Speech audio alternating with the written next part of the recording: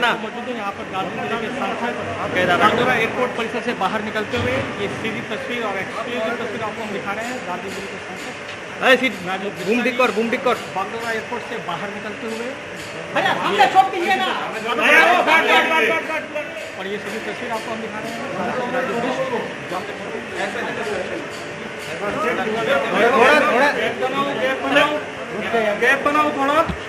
भैया सबकी सेफ्टी के अरे रुक जाए ना, अरे थोड़ा पीछे हो जाए आप लोग, थोड़ा पीछे चलो, पीछे हो जाइए देखो इस तरह से आप पीछे करो इसको, पीछे हो जाओ, थोड़ा गैप बनाओ, ऐसे नहीं होगा। पीछे हो जाओ ना भाई, आपका मुंह आ रहा है। पीछे हो जाओ ना, सब दिख गया। इतने दिनों के बाद फ्लाइट का जब स्टार्ट हुआ है ऑपरेशन, तभी आप वापस आ गए। क्या कहेंगे जो लोग बोल रहे थे कि आप तो इधर नहीं थे? आप देखो, एक तो थोड़ा डिस्टेंस मेंटेन करो भैया। मैं सबको बाइक दूंगा, लेकिन आपकी सुरक्षा और हम सबकी सुरक्षा बहुत इम्पोर्टेंट है, इसलिए आप प्लीज़ थोड़ा मेंटेन करना, थोड़ा पेशेंस रहना। देखिए, जैसा आप बता रहे हो कि इतने दिन बाद आया, हम सबको पता है कि जो है 25 मार्च से देश भर में लॉकडाउन शुरू हुआ और एक जिम्मेदार नागरिक होने के नाते मेरा भी ये फर्ज बनता है उस लॉकडाउन का मैं पूरी ईमानदारी से पालन करूँगा। उसका पालन किया और आज जब पहली फ्लाइट जो है बागडोगरा के लिए चली, पहले दिन पहले फ्लाइट में बैठ करके मैं अपने क्षेत्र में आया हूँ। एक बात मैं और भी आपको ये कहना चाहता हूँ, ये समय ऐसा नहीं था कि हम क्षेत्र में घूमें, कैंपेनिंग करें या लोगों से गले मिले या लोगों से हाथ मिलाए। ये एक कठिन समय था जिसको हमने अपने घर में रहते हुए, अपने कार्यालय में रहते हुए, अपने जो भी स्थान है वहाँ रहते हुए लोगों की ज़्यादा से ज़्यादा सेवा करें, ये वो क्षण था।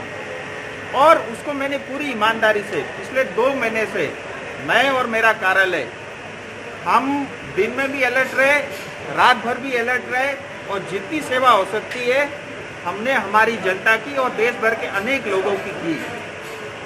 और आज पहली बार इस लॉकडाउन के बाद मैं आपके सामने आया हूँ। सबसे पहले तो मैं बधाई देना चाहता हूँ यहाँ का प्रशासन का, पुलिस के लोग जो दिन रात लगे हुए हैं, हमारे जो मीडिया के साथी है इतना जोखिम उठाते हुए भी सच्चाई को दिखाने के लिए जो कठोरता से आप लगे रहे, आप भी बधाई के पात्र हैं। हमारे जो हेल्थ के वॉरियर हैं, हमारे डॉक्टर हैं, नर्सेस हैं, बहुत सारे जो NGO, क्लब, संस्थाएं जो दिन रात एक करके लोगों की, गरीब लोगों की सेवा में लगी रही। मैं उन सबको बधाई देना चाहता हूं। और ये देखिए कठिन समय है, कोरोना से लड़ते हुए देश को 2 महीने हो गए और अब धीरे धीरे लॉकडाउन खुल रहा है, लेकिन कोरोना आज खत्म नहीं हो रहा है। कोरोना हमारे जीवन में काफी लंबे समय तक रह सकती है जब तक इसका कोई इलाज न ढूंढा जाए। तब तक के लिए हम लोगों को डराए भी नहीं। देखिए, आज मैं दिल्ली से फ्लाइट पकड़ करके आया हूँ, अभी टेम्परेचर नापा 97 था, इसका मतलब मैं सेफ हूँ। तो डरने की इतनी आवश्यकता भी नहीं है, लेकिन प्रिकॉशन लेने की बहुत आवश्यकता है। पश्चिम बंगाल जो छोटी छोटी बातें हैं, सोशल डिस्टेंसिंग का फॉलो करें, हाथ बार बार धोते रहें और अनावश्यक जो है हम घर से बाहर ना निकले। मुझे लगता है ये 3-4 बातें सबको पता है, अगर उतना फॉलो करेंगे तो हम कोरोना को जरूर हराएंगे। पश्चिम बंगाल में मुख्यमंत्री का रोल को लेकर क्या कहेंगे? जैसे एक तरफ तो कोरोना है, दूसरा तरफ साइक्लोन है, देखिए और वर्कर भी है, जो माइग्रेंट वर्कर भी है। देखिए, मैं चाहता नहीं था इसका जवाब आज ही दूं, नहीं तो लोग सब जो है हमारे दोस्तों को लगेगा जो है बागडोगरा उतरते ही राजू जी शुरू हो गए। लेकिन मैं आपको बताना चाहता हूँ, हर मोर्चे पे टीएमसी ममता दीदी फेल है, हर मोर्चे पे। पहला, कोविड-19 को जिस तरह से पूरा देश आज लड़ रहा है, इसका जो गहराई को जो है मापने में पश्चिम बंगाल की सरकार नाकाम रही और सबसे ज्यादा डेथ रेट जो है पश्चिम बंगाल की है। और पश्चिम बंगाल डे 1 से जो है ऐसा लग रहा था जैसे यहाँ पे त्योहार मनाया जा रहा हो। कोई सोशल डिस्टेंसिंग नहीं, कोई लॉकडाउन का पालन नहीं, लोग खुलेआम जो है बाजारों में घूम रहे थे।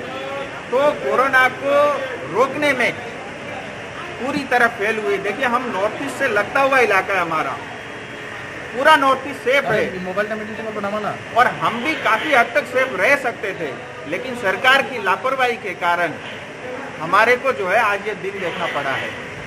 दूसरी बात, जो माइग्रेंट हमारे लेबर, श्रमिक, हमारे विद्यार्थी जो इलाज कराने के लिए लोग बाहर गए, उनको लाने में किसी भी तरह का कोई प्रावधान जो है बंगाल की सरकार ने नहीं किया। बार बार केंद्र से डंडा पड़ा, तब जाकर के कुछ ट्रेनें अभी आ रही है। अब ये फ्लाइट भी आप देखो सब जगह देश भर में 25 तारीख से चालू हुआ नागरिक की सुविधा के लिए, लेकिन पश्चिम बंगाल ने उसे भी मना कर दिया, तो यहाँ भी फैले।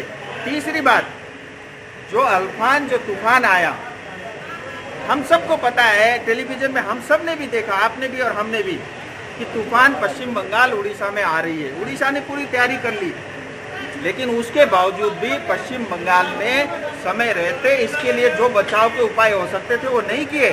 और आज मुझे बड़ा दुख के साथ कहना पड़ता है कि भारतीय सेना की आर्मी 350 जो है जवान आज कलकत्ता महानगर इलाके में जो है पेड़ काटने के काम में लगे हुए हैं। आप अंदाजा लगा सकते हैं, आर्मी होनी चाहिए दुर्गम स्थान के लिए जहां यातायात की सुविधा न हो, जहां पहुंचना बहुत कठिन हो, लेकिन अगर पश्चिम बंगाल का कलकत्ता और कलकत्ता जैसे महानगर में अगर आर्मी को डिप्लॉय करना पड़े, तो इससे आप अंदाजा लगा सकते हैं कि यहाँ की सरकार जो है किस तरह से जो है चरमराई हुई है।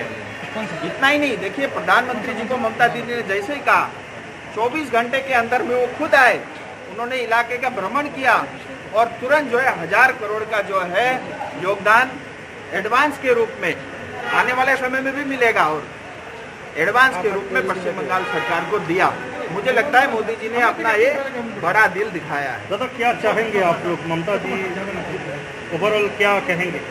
देखिए एक बात तो ये स्पष्ट हो गई, कल ममता दीदी ने, हम सब ने ट्वीट देखा, प्राइम मिनिस्टर को उन्होंने ट्वीट किया, होम मिनिस्टर को उन्होंने ट्वीट किया, उन्होंने साफ साफ शब्दों में ये कह दिया है कि पश्चिम बंगाल हमसे जो है नहीं संभल रहा है, आप आइए, आप इंटरफेयर करिए और संभालिए। तो ये बात स्पष्ट है कि ममता दीदी ये समझ गई है कि ना कोविड को रोकने में कामयाब रही, न इस तूफान को रोकने में कामयाब हुई, इस वजह से उन्होंने अपने हाथ खड़े कर दिए। लेकिन ये सरकार जनता द्वारा चुनी हुई सरकार है और भारतीय जनता पार्टी हमारी पार्टी संविधान को मानती है, इसलिए हम कोई ऐसा काम नहीं करेंगे। इस सरकार को हमारी तरफ से पूरी 5 साल की छूट रहेगी, वो अपने सरकार संभाले। लेकिन इतना तय है 2021 में टीएमसी का जाना पूरी तरह तय है। दादा बीजेपी के 2 एमपीओ को घर में रखा गया है, बाहर नहीं जाने दिया जा रहा है, तो आप आए, आपको क्या स्टेट गवर्नमेंट की तरफ से कुछ कहा गया? देखिए मैं आपको एक बात तो ये बता दूं, जो भी यहाँ का हेल्थ का प्रोटोकॉल होगा उसको मैं फॉलो करूँगा। 14 डेज होम क्वारंटाइन, 14 डेज अगर सबके लिए जरूरी होगा और मेरे लिए भी होना चाहिए, मैं करूँगा। कुछ दिन सिलीगुड़ी रहूँगा, कुछ दिन दार्जिलिंग अपने घर पे रहूँगा, पहली बात। दूसरी बात, देखिए ऐसे कठिन समय में जब जनप्रतिनिधि अपने लोगों से नहीं मिल पाता है, मुझे लगता है टीएमसी सरकार उन प्रतिनिधि के साथ जो है क्राइम कर रही है। और मैं पार्टिकुलरली दार्जिलिंग की बात करूं, हिल्स की बात करूं, दार्जिलिंग कॉर्पोरेशन, ये हमारा दुर्भाग्य है कि यहाँ जो जनप्रतिनिधि यानी जनता से चुने हुए लोग नहीं, जिसको ममता दीदी बिठाती है, उसके द्वारा जो है यहाँ शासन चलाया जाता है। मुझे लगता है ये लोगों के साथ अन्याय है। Thank you sir. जब आप दिल्ली में थे और सिलीगुड़ी में आपका जगह जगह पे पोस्टर लगा हुआ था जहाँ वो लिखा गया था कि आप मिसिंग हो, तो इस पर आप क्या कहना चाहेंगे? देखिए ये नौटंकी है टीएमसी की, और उनको ये बात तो स्पष्ट है कि उनको भाजपा से भय है। और मैं तो उनसे प्रश्न पूछता हूँ, मैं तो दिल्ली में रह के अपनी सेवा दे रहा था, यहीं पे हमारे 3 सांसद है और बिल्कुल बगल में हमारे जलपाईगुड़ी के सांसद और अलीपुरद्वार के जॉन बालाजी, वो तो अपने घर पे ही थे, फिर आपने उनको निकलने क्यों नहीं दिया? तो ये प्रश्न तो उनसे पूछना चाहिए।